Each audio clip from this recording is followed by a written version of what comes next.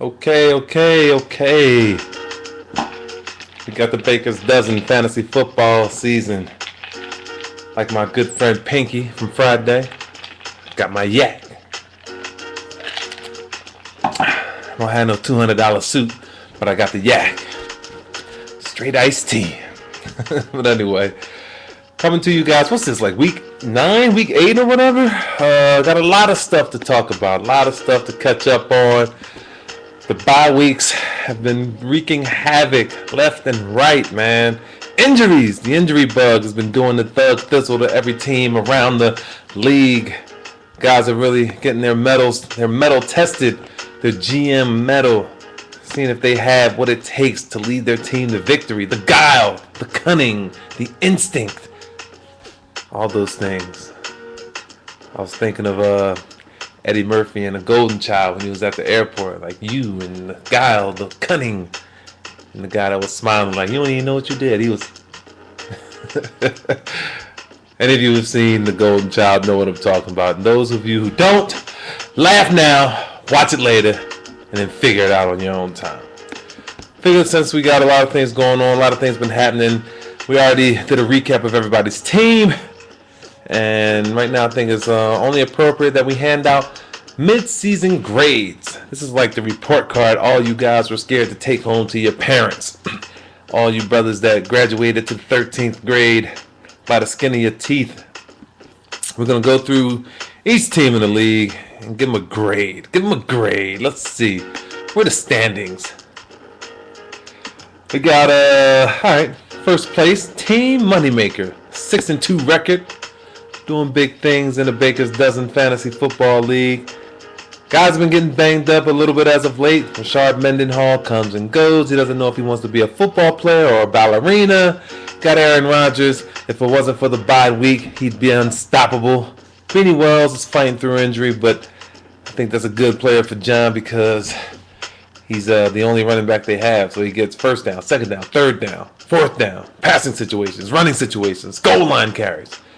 Does a lot of good things. But Matt Bradshaw is getting hit with the injury bug again. Calvin Megatron Johnson doing his thing. #1 wide receiver in the league. And when you have the #1 wide receiver in the league and a #1 quarterback in the league, you should be #1 in the league. But you don't draft for 9 weeks of the season. As I tell all you guys, this is a race, not a sprint. A marathon, not a sprint. You know what I was trying to get to. This is chess, not checkers. And John right now is sitting pretty, looking good, but he better hope none of his guys goes down because outside of Pierre Garçon and maybe Rashard Mendenhall, the pickings are pretty slim on the bench. But right now, I would give him a solid A. And some may think that A stands for asshole, but I don't know. It stands for, good grade. Doing a good job, John. Keep it up. 6-2, heading into week 9. Not much more I can say about the Moneymaker. Still has the greatest picture in fantasy football history. I might have met that girl, man. She wanted to get with me one day, but I had to go to practice. So, that was that. Off constantly, my man Tim Duncan. This guy changed his name and changed his game because he was losing before then. And this guy's been winning ever since then. He's playing Matt Castle right now because Matthew Stafford is back from injury, but he's on a bye week this week. He, made headlines earlier in the season with the highway robbery of my man. Oh, I'm sorry about that. Of my man, Bronze Richardson. You're never going to live that down, Bronze. Robbing him for Arian Foster for Cedric Benson. I think Cedric Benson has more court appearances than touchdowns this season, but that's another subject. Matt Forte, man, this guy, I really hope he gets shut down this week because he's playing my Philadelphia Eagles, and me and my man Corey will be in the house in Philadelphia representing the Gang Green in the Link, baby. Monday night, we're going to shut down Chi-Town Bears, the Chi-Town Cubs. And Matt starts with Matt Forte, stuffing the run and the pass. Eagles are back, baby. Eagles are back, like light-skinned brothers in the 80s. We back. Or they're back, because I'm as dark as they get. That's all good. Roddy White, Antonio Brown, Devin Hester, solid receiving core. Even though Devin Hester's a coin toss on when he's going to do something big, you know he's not going to do anything this Monday, Tim. Anything big on this Monday. So you might as well bench him and put in one of your guys like, I don't know. You have no really. Heath Miller maybe. Jabbar Gaffney. I don't know. I wouldn't trust them in a handgun competition against while I had a knife. But we'll see what happens there. He's playing Devin Hester. Going to roll the dice to see if he can get one of those return touchdowns. But I doubt if it's happening up in the link. But 6-2, my man Timmy again gets another A. Him and John are definitely going to be battling it out for first place in the Division 1. 5-3 Team Dre Day coming back, man. This guy's actually making a few moves, trading pieces from what looked like a mediocre roster, but with the rebirth of Steven Jackson, who had 31 points last week, and the Bills defense who gave him 40 last week, he's looking really strong. I think Steven Jackson will be strong the rest of the way. Plus, the St. Louis Rams have a soft schedule the rest of the way, so he may get a lot of mileage out of Steven Jackson. But Ryan Terrain is another subject, another story. He needs to stay healthy to help Team Dre Day. But outside of that, you got Jay Cutler and Matt Ryan, solid quarterbacks. But he's definitely going to be playing the young gun. I don't even know what his nickname is, but he definitely looks like D.L. Hewley. Dre said that, and it is absolutely true. This guy's D.L. Hewley, a.k.a. Cam Newton, leading the way. Second-ranked quarterback in the league. 33 points last week, and his main weapon, Steve Smith. Number 3 wide receiver in the league with 17 points last week. Those are the main guns for Team Dre Day. And at 5-3, I would give him a solid B+. B+. I mean, I'm like one of those teachers that athletes like to take because, I'm going to grade pretty easily. If you show you have a pulse and, you breathe air and drink water or something like that, you're a mammal, you're going to get a good grade from me. So, P+ for my man, Team Dre Day. The freaking Ricans, my man Sam may get the only A+ in this league. And it has nothing to do with him beating yours truly, the Dundada, last week.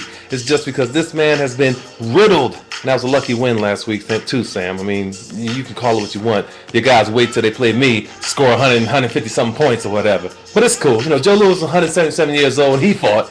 I can beat 150 points. I'll see you again. You score 150, I'm going to get 151. But I ain't worried about you. But anyway, Sam and his freaking Ricans did his thing.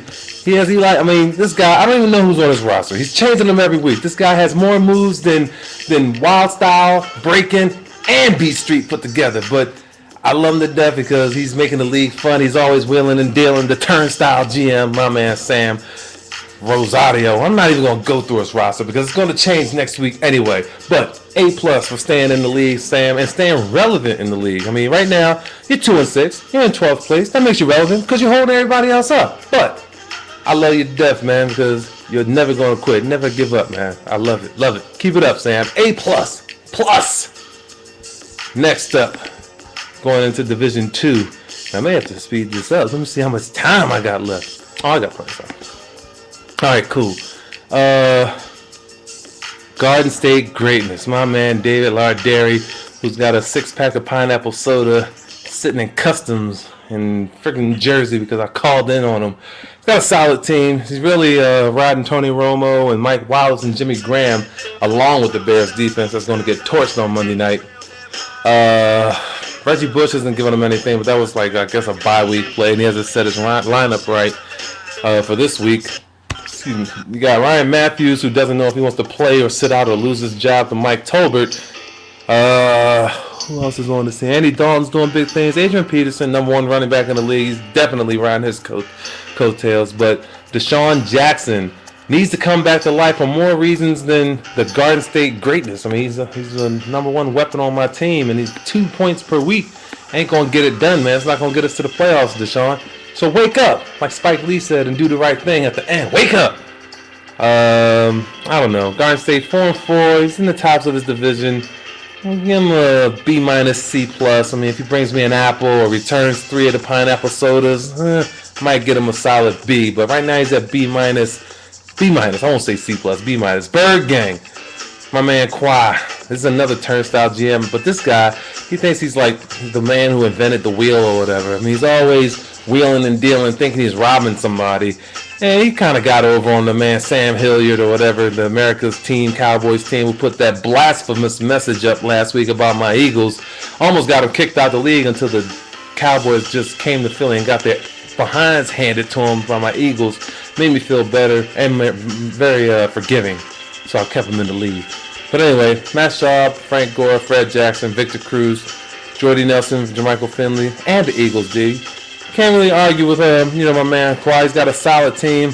Kind of thin on the bench right there. But he's got a solid team and a couple of guys on his team. A couple of his horses have soft schedules the rest of the way. So we'll give him a solid B. 4-4. Division 2, another 4-4 team. The aforementioned Sam Hilliard, 4-4. But because of his team being the Cowboys country, I'm not even going to talk about his lame list of names that he calls a roster or whatever. All I'm going to say is that Quad did rob him in the C2JK, the Chris Johnson trade for Freddie Jackson. Can't believe I remember when Quad made the trade. Sam offered it. Quad was hemming and hawing on the fence. Fred Jackson proceeds to run for an 80-yard touchdown. Quad immediately picked up the computer and added Fred Jackson. Accepted the trade. Anyway, 4-4. Sam, he was C+. C+, B- again. Actually, you know what? C, period. Just because of your team name. Should have gave you an F. SOS. The Baker's Dozen Bronze. You actually were in F category because of that trade earlier in the year. But again, you've managed to win a few games. You're sitting in 10th place. You got Drew Brees on your roster. You need LeGarrette Blount to come back to life and Plaxico Burress to, find the end zone a few more times. But don't know if that's going to happen. So we'll give you a solid C as well. Bronze, you need to stop making them silly-ass trades, bruh. And if you are going to make them to me, man. Not my freaking arch enemy, man. Make them to me, bruh. Me. You got the family dog. I let you have a family dog, family pet, Alana. Come on, man. Hook a brother up. You got to give to receive. It's better to give than receive, man. Damn. Puff, puff, give. Lord of the Rings, yours truly. We're not even going to talk about me because 1, we're short on time, and 2, I lost to Sam last week, and I'm on a 2-game losing streak, so I'm all about business this week. Y'all just know that I'm Lord of the Rings for a reason. Who wants it with D-Block? Again, riddled by the injury bug, and they keep wheeling and dealing. I don't know who's pulling the strings over there, if it's Eric, Keisha, or the consigliere, Chichi, Rodriguez, but we'll see what goes on. Big Ben, the Jets defense are pretty much the high points of this team, but they definitely need Andre Johnson to come back. And then we move on. I'll give them a C, C+. Blackwater Boys, 3-5. Harley in the league, D.